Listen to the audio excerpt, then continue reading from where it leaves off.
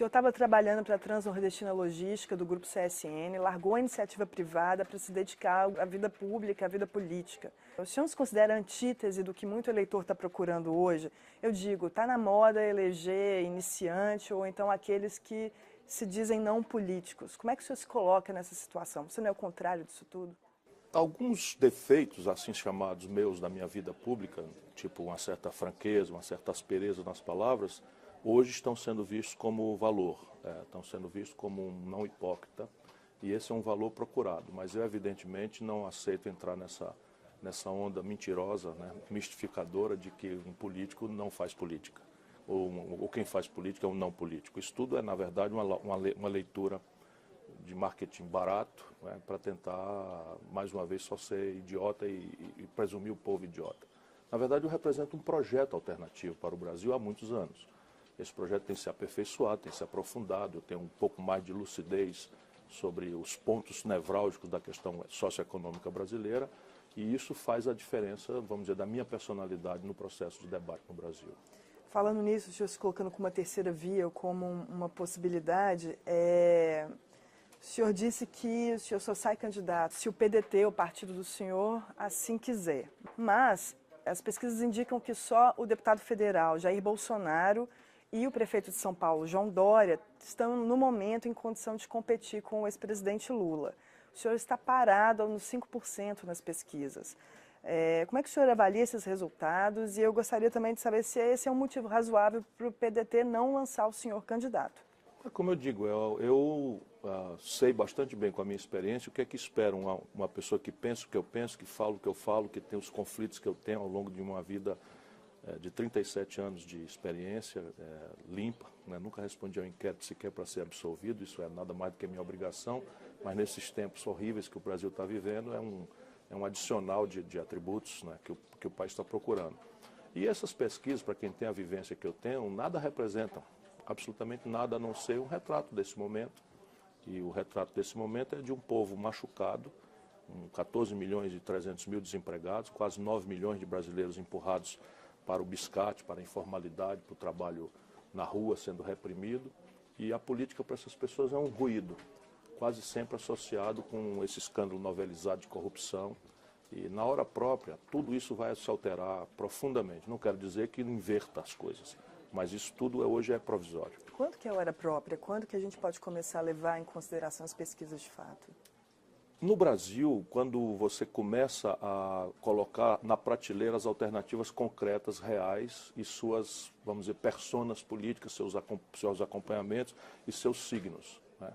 Então, o que é que representa A, B, C ou D? E você vai ver claramente que isso só vai acontecer lá para julho de 2018. E, nesse caso, evidentemente que as pessoas chegam. Mas se você hoje, por exemplo, fizer uma pesquisa espontânea, em que você não induz o eleitor a repetir o nome mais conhecido ou o nome mais comentado presentemente, você vai ver que está todo mundo ali meio que japonês. Mas aí tem algo que pesa um pouco contra o senhor, que é a rejeição. O senhor também é um dos nomes com maior índice de rejeição. Pesquisa recente coloca o senhor com 56% de rejeição, algumas outras um pouco abaixo. Eu queria saber o que pesa contra o senhor. O senhor é o maior inimigo do senhor? Eu queria saber se o senhor tem que brigar consigo mesmo, se o senhor se considera um adversário do senhor mesmo. Hoje você deveria ler as pesquisas com uma mistura de notoriedade, ou seja, nível de conhecimento, menção espontânea como preferência e rejeição espontânea, que é aquela que conhece e não aceita. E, evidentemente, a minha grande rejeição nesse momento é que eu não sou conhecido, eu não estou no elenco de opções das pessoas, apesar de estar na estrada há tantos anos, já ter sido candidato duas vezes. Não tem um recall de 98, de 2002? Não qualitativamente, eu tenho essas informações científicas, né? Entendi. Agora, o senhor acha que o desempenho do senhor, a rejeição, por exemplo, pode estar ligada com o fato do senhor já ter passado por 7 partidos? O fato, enfim, do senhor ter a fama de ser destemperado, de ter... Eu devia merecer nessa coisa de ser destemperado, mas eu sou atacado, não é pelo que eu falo, eventualmente, de sangue quente, ou porque me zango com alguma coisa, e eu realmente sou uma pessoa indignada. Na verdade, isso é uma coisa que se faz para desqualificar o que eu digo de sangue frio. Eu vivo contando aos brasileiros, com números, aquilo que é a grande perversão do nosso país. o Estado Nacional Brasileiro está montado como um mecanismo de transferência de renda de quem trabalha e produz para quem especula. Só que esses especuladores são as 10 mil famílias abastadas do país que controlam a grande mídia, que controlam o financiamento das campanhas apodrecido como está, que controlam, enfim, as mediações tradicionais do país. Mas o senhor acha que essa posição mais à esquerda do senhor, justamente por defender tudo isso que o senhor acabou de dizer, repercute ou soa de uma forma diferente para quem compartilha dessas ideias? Ah, mas sem dúvida. Eu sou considerado um comunista para a direita e sou considerado um direitista para a esquerda, ou seja, eu estou na posição correta. E o que o senhor é? Como o senhor se define? A minha formação é de um socialismo democrático em permanente revisão, porque no Brasil até os adjetivos esquerda e direita estão malversados. Porque se você olhar, por exemplo, a economia política do PT, dos 13 anos de Lula, Dilma, é uma economia política extremamente conservadora, extremamente, vamos dizer, não digo de direita, porque seria uma coisa também que já exagera, mas extremamente conservadora. Evidentemente com políticas sociais compensatórias de largo alcance, o que não estava suposto no consenso de Washington, no thatcherismo, e que no Brasil tem essa peculiaridade. Mas é uma política social compensatória, aquilo que qualifica basicamente a solidariedade com os mais pobres do PT. Voltando um pouquinho no que o senhor fala, que o senhor é um comunista para a direita, enfim, um conservador, ou enfim, para a esquerda, o senhor acha que o desempenho do senhor, a rejeição, por exemplo, pode estar ligada com o fato do senhor já ter passado por 7 partidos? O senhor pode ser classificado como um político sem identidade partidária? Em absoluto não. Se tem um político que tem uma linha de vida coerente, sou eu. Agora, de novo, como não se pode dizer que eu sou um imoral, né, que eu sou envolvido em corrupção, que eu tenho um escândalo, seja qual for, como não se pode dizer que eu não fui um governante eficiente, eu fui o governador mais popular do país no meu tempo, o melhor aprovado prefeito das capitais do Brasil ao meu tempo, ministro da Fazenda, administrei a economia brasileira, entreguei com inflação zero, praticamente a pleno emprego, com a menor taxa de desemprego da história, com superávit nunca alcançado, nem antes nem depois. De maneira que tem que se inventar um estigma qualquer. Mas lhe falta identidade partidária, por exemplo? A identidade partidária falta a todos os políticos brasileiros, a 100% deles. Se você, por exemplo, Lula olhar... também, por exemplo? Absolutamente. Olha o que o Lula dizia, pensava e o que o PT representava antes do poder e hoje. E veja a enorme distância entre uma coisa e outra. Veja o que o PSDB representava quando nós fundamos o PSDB. Pergunto, qual político, tirante aqueles que não fizeram o seu próprio partido, como o Lula, como fez a sua própria central sindical, né? Qual político brasileiro não mudou de partido nos últimos 20 anos? A maioria deles mudou. Nenhum. Certeza. Simplesmente a Marina teve 3 partidos em 2 anos. Não, é verdade. O Bolsonaro o senhor já passou por 7, 7 é muito. Sim, mas eu tenho 37 anos de vida pública. Vamos dividir 37 por 7. Não é essa a questão, não. A questão é a seguinte, eu fui incoerente alguma vez na vida? Veja uma opinião minha dele dita há 25 anos atrás e veja, compare com a hoje. Falando em incoerência, eu vou tentar pegar esse ponto do senhor. Eu vi uma entrevista do senhor em maio do ano passado. O senhor disse num programa de TV que adoraria ser candidato a presidente, principalmente se fosse com o presidente Lula. Mas recentemente o senhor parece ter mudado de opinião, o senhor tem dito que se o presidente Lula concorrer, ele vai polarizar a disputa de tal forma que o eleitor não vai ver o senhor em nenhum dos lados. O senhor mudou de ideia do ano passado para cá? Por que se que o senhor você reparar, disse... é a mesma. Eu tenho dito sistematicamente, o problema é que os fatos são complexos e eu os olho assim, com a complexidade. Enquanto isso, uma certa imprensa nacional brasileira gosta muito de resumos e explicitações maniqueístas, etc. E às vezes eu pago um pouco por isso, mas não faz mal também, já estou acostumado. A questão básica é o seguinte, eu só dependo de uma circunstância para ser candidato ou não. O PDT, o meu partido, decidir que eu sou. Dito isto, eu quero dizer de novo aquilo que eu sempre disse, eu não gostaria de ser candidato se o Lula for. Por quê? Porque não é propriamente uma homenagem a ele, é porque ele, na hora que for candidato, ele racha o país em bases odientas, rancorosas, violentas, como nós estamos assistindo.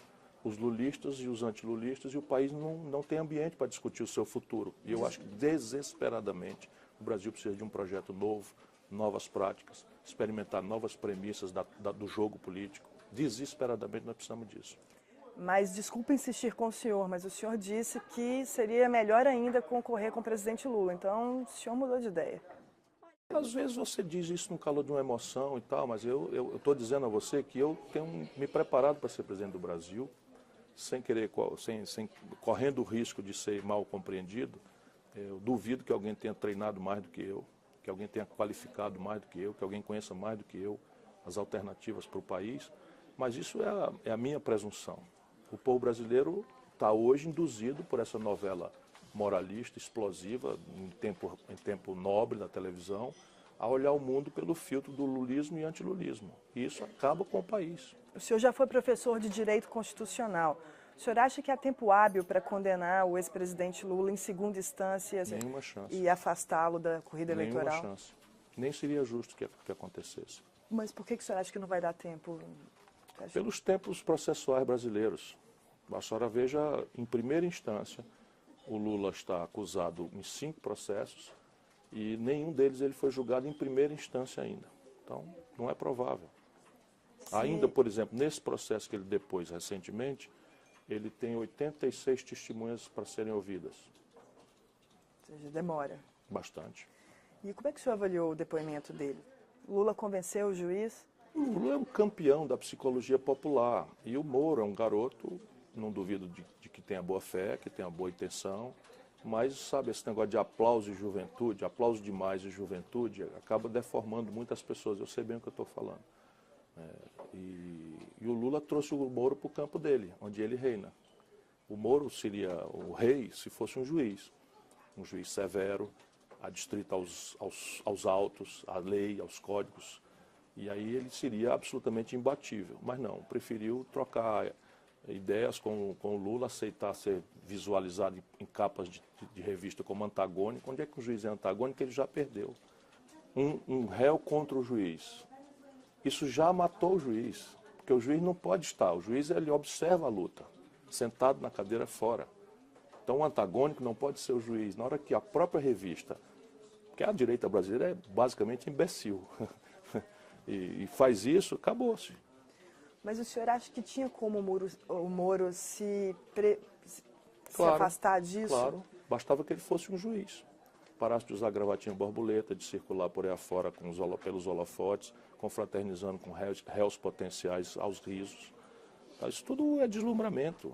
Isso não é juiz. O senhor diz da foto com o Aécio Neves. Por exemplo. Os depoimentos mais recentes da Lava Jato têm colocado Lula e a ex-presidente Dilma no centro das acusações. Por exemplo, a mulher do marqueteiro João Santana já disse que trocava mensagens cifradas com a ex-presidente na época que ela estava ocupando o cargo para avisar de avanços da Operação Lava Jato.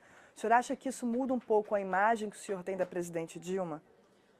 Não, porque delação premiada é um instituto muito precário e, como tal, definido na lei, e é uma lei muito recentemente copiada dos Estados Unidos por nós brasileiros, aliás, no governo da Dilma. E a delação premiada não vale nada, até determinação concreta de outra prova. Tanto que é explícito na lei que ninguém pode ser condenado tendo por única afirmação, por única razão de condenação, a delação premiada. Só no nosso país, nesse momento fascistóide que nós estamos vivendo, é que um delator, né, parece palavra de lei, parece palavra definitiva e arrebenta com princípios universais. Posso entender que o senhor está dizendo que as pessoas estão sendo forçadas a incriminar? Não estou dizendo isso, estou só Lula? dizendo que a prisão provisória no Brasil está sendo abusada. Porque você manter uma pessoa em cárcere sem culpa formada, sem o trânsito em julgado, e oferecer diariamente ou madrugadamente, para usar aqui uma brincadeira, né? Entrar um meganha na cela, acordar você de madrugada e oferecer você ir embora daquela situação se você fizer uma delação. Isso está acontecendo? Está acontecendo nos cárceres de Curitiba. Tem acontecido nos cárceres. Já ouvimos denúncia disso há muitas vezes. O senhor chegou a conversar com o presidente Lula sobre sucessão, sobre Lava Jato, enfim? A última vez que nós encontramos, apesar de eu estar muito entristecido, porque a dona Marisa era também uma amiga pessoal, eu estive no hospital antes dela morrer e depois fui ao enterro. Nas 2 ocasiões o Lula quis falar de política.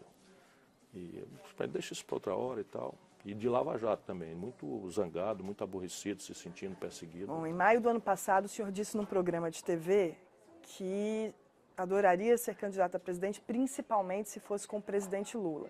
Mas recentemente o senhor parece ter mudado de opinião, o senhor tem dito que se o presidente Lula concorrer, ele vai polarizar a disputa de tal forma que o eleitor não vai ver o senhor em nenhum dos lados. O senhor mudou de ideia? Concordo com a visão dele. Acho que nesse momento a candidatura dele desserve ao país e desserve a ele próprio. É evidente, para que amanhã não haja uma contradição no que eu estou dizendo, a eleição você vota no que você quer, mas também naquilo que você nega. Então eu no primeiro turno serei candidato se o meu partido quiser, e no segundo turno, se eu não estiver presente, eu vou votar naquele que me parecer vizinho às minhas ideias e convicções, né? O senhor ainda acha que o Lula brincou de Deus e que ele é o Sem grande dúvida. responsável? O grande por tudo que está responsável por esse momento político trágico que o Brasil está vivendo é o Lula. Porque ele que botou Michel Temer na linha de sucessão. Ele que empoderou esse lado podre do PMDB, entregando, por exemplo, Furnas e as burras de dinheiro de Furnas para o senhor Eduardo Cunha subornar parlamentares e virar presidente da Câmara. Isso não estou dizendo depois não, eu fui dizendo para ele muitas vezes durante o processo todo. Vamos pensar num cenário, senhor presidente. Se eventualmente o senhor se transformar no presidente do Brasil, o senhor já disse que vai empurrar o PMDB para a oposição. O primeiro indício de que meu governo fará história é que o PMDB será pela primeira vez na história a oposição. Como é que E isso eu vou pode ser partir para possível? destruir isso. Mas ninguém nunca conseguiu fazer isso. O Lula foi eleito sem o PMDB e teve que trazer o PMDB para a base. Não é verdade, não. Como é que isso é O Itamar possível? Franco governou sem essa escolha. No Brasil, porque o PT e o PSDB impuseram microprojetos de poder. Se você tem um projeto de nação, que você consiga comunicar as bases desse projeto para o conjunto da sociedade, o nível de chantagem a que você se obriga a se submeter é muito, muito reduzido. Mas ainda assim, da forma como o modelo brasileiro está estruturado, o presidente é muito dependente do Congresso e quase refém. Não, ótimo que seja. O presidente não deve ser dono da bola, nem dono da verdade e tal. Ele deve negociar com a sociedade, deve negociar com sua representação legítima. O PMDB apenas, na sua maioria, porque tem muita gente boa lá também, na sua maioria representa no simbólico uma escória que hoje é hegemônica na política brasileira. Mas isso inferniza muitos outros partidos. Pois é, e perturba muito quem está ocupando a cadeira do Sim, mas repare Palácio bem, do Planalto. isso é porque se deu ao longo dos últimos 20 anos poder a essa gente, poder central. Mas é justamente por isso que eu pergunto, se Tem que mudar, eles não Fernanda. conseguiram se livrar... Não conseguiram, não. Eles quiseram subornar políticos para ter tempo de televisão e quiseram amordaçar as possibilidades de CPI. Essas são as duas únicas razões pelas quais se montou essa máquina de podridão no país. Eu queria acreditar no senhor. Fica Para a sua geração é desafio. difícil. Mas repare, eu fui governador do Ceará. Fui prefeito. Tinha 5 vereadores em 41 no meu partido. Se você fizer uma negociação correta, no caso brasileiro, as grandes mediações passam pelo Pacto Federativo, pelos governadores de Estado. Você fizer uma negociação ao redor de qualidade de teses, você já na campanha, você deve comover as pessoas a votar em aliados seus. Aliás, é o que tem acontecido no Brasil. Porque senão nós cairíamos na seguinte pergunta irrespondível. Qual foi a reforma que o Fernando Henrique propôs e que este Congresso não deixou passar? Nenhuma. Qual foi a grande reforma que o Lula propôs e que o Congresso brasileiro, este Congresso, não deixou passar? Nenhuma. Falando em personagens de peso e no Congresso, vamos falar um pouquinho do deputado Jair Bolsonaro. O senhor já chamou o deputado Jair Bolsonaro de tosco e franco, mas também o senhor já disse que ele cumpre uma função tática importante porque ele atrai parte daqueles que são anti-Lula ou antipetistas e tirando esse apoio do PSDB. O senhor acha que alguém verbalizar sem pudor posições extremas e extremamente controversas é bom ou ruim? Para o país, é bom, claro, porque eu sou um democrata visceral, de raiz. E é fato ou não é fato que aí no Brasil, um conjunto de pessoas, rapazes normalmente com grave problema afetivo em casa, e, enfim, com crise de autoridade com o pai ausente, etc., etc., essas pessoas precisam expressar categorias que inferiorizem os outros para que eles não se sintam tão nada. Eu entendo isso com o meu coração. E o Jair, ele representa isso. Ele fala com franqueza, com certo caráter tosco, né? Essas coisas. né? E ele cumpre um papel, na minha opinião, importante, porque ele aclara, ele tira o véu, né, de cima e basicamente ele dá um pit stop, né, uma parada técnica para esse eleitorado conservador que votava por antipetismo visceral no PSDB e que percebeu que o PSDB é uma grande fraude. Há quem diga que o senhor mede as palavras com relação ao deputado Jair Bolsonaro. Eu vou te explicar por quê. Primeiro, eu penso isso que eu acabei de dizer. Segundo, ele votou em mim na eleição de 2002. O senhor tem medo de bater nele? Tem medo de quê, mulher? Tem medo de... eu tenho coragem de mamar em onça. Porque a turma dele... Não, a guerra né? entre a turma dele e a minha na internet é uma coisa selvagem.